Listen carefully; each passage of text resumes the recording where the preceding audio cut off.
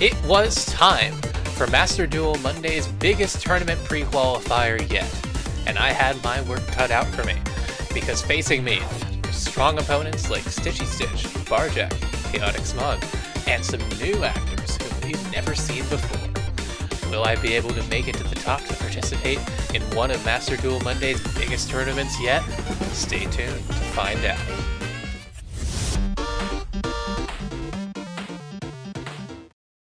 Hello everybody, hello, and welcome to our special Master Duel episode.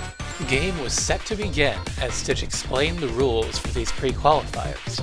In order to participate in an upcoming Discord tournament, the player with the most wins in a best out of 3 bracket would be the one to advance, creating a total of a top 5. All that remained now was for me to be introduced to my first opponent. And who would it be? CHM versus Smog. Okay. My first round being up against Chaotic Smog was good for me, and particularly bad for him for one specific reason, which Stitch was about to explain. When Smog joins Master Duel, the first 2 people he says he doesn't want to duel are THM and RKH. He is afraid of the both of them. I can't wait to see how this goes.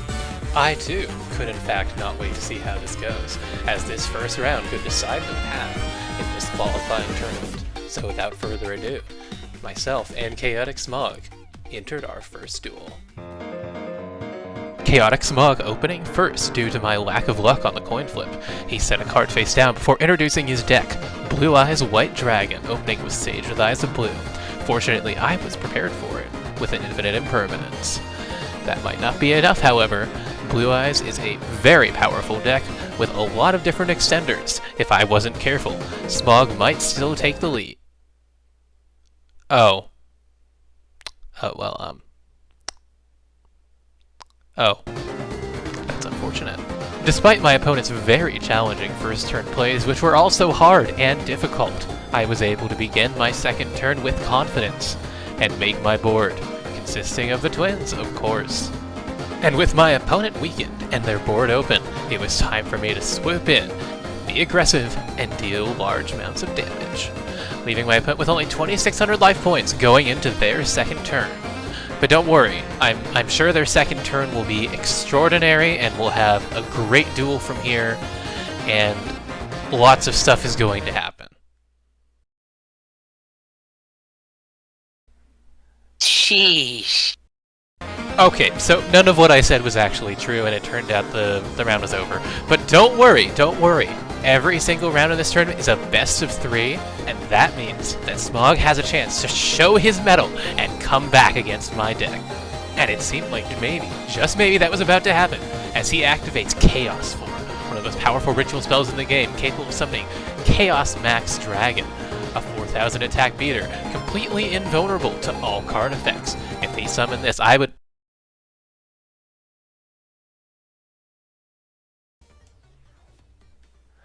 GG. Well, it wasn't my most difficult matchup in the world, but it was okay. It was alright. I mean, he played a card at some point, I think. But that's not the most important part. The most important part is now. I am up 2 wins in this tournament, and my chances of moving on to the real thing have just drastically increased. And now, it was time to find out who my second opponent was going to be. Alright, so I want to go private 1. That's right, this second round was set to be against the legendary duelist RSA, who is going to be wielding his Steel Red Dragon Archfiend deck. Fortunately, my luck on the coin returned to me, meaning that I got to go first. And enter the twins. But I was caught by surprise as RSA dropped his first Bestial. This is going to create the primary tension in this duel, as I struggled to summon my twins back from the graveyard over and over against the Bestial Onslaught. It was not enough, however, to stop me from completing my first turn, as RSA summons 2 different Bestials in an effort to slow me down. Thus would begin Zay's onslaught of bestial cards. As I prepared to have more of my twins vanish, my opponent hinted that he might be thinking of making an underworld goddess of the closed world by targeting my evil twin Trouble Sunny. So naturally I split it, but they were ready, with a call by the grave preventing me from using Trouble Sunny for the next 2 turns. Fortunately, I was able to recover my Lila with Icicle's effect, saving me from running out of options this turn, but my opponent wasn't done. After all, they had a second half of their deck, and that was their Scarlet Red Dragon Archfiends. They summoned Soul Resonator and Bone Archfiend in an effort to start their Scarlet Red Dragon Archfiend combo, but I was prepared for them, dropping Maxi to draw cards for myself and scare them out of continuing. That doesn't mean that they didn't have plays to make, however. I had to be prepared for anything. They could be playing Scarlet Red Dragon Archfiend himself, which could destroy my entire board and burn me for damage. But instead they played Scarlet Dragon Archfiend, threatening to punish me if I sent it to the graveyard. They also activated Crimson Gaia, a threatening spell card that could change all of my monsters to defense position, and found Soul Fist, preventing their Red Dragon Archfiend from being affected by any of my card effects. They moved to battle, attempting to destroy my monsters, and stole one of my monsters out of the graveyard to gain its attack points. I was struggling at this point to hold on to my graveyard presence, as my enemy's deck banished card after card. Fortunately, my Muckraker from the Underworld would survive the turn, which meant that I had one more chance next turn to bring back my cards and turn this duel around. And so it would be as I summoned a new Icicle to take the field. Without a Lila in my graveyard, I was forced to re-summon Muckraker from the Underworld in order to create a new Trouble Sunny and summon back both of my twins.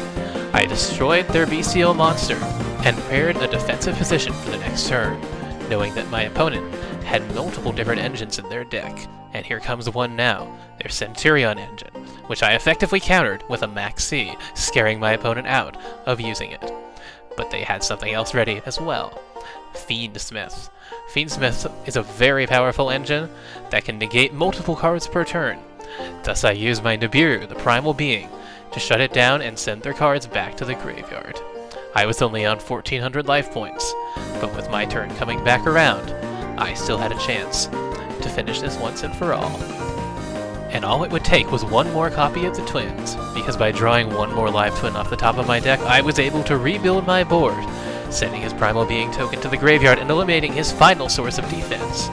And now, I was able to make one last copy of Evil Twins Trouble Sunny. There was nothing left for RSA in this duel.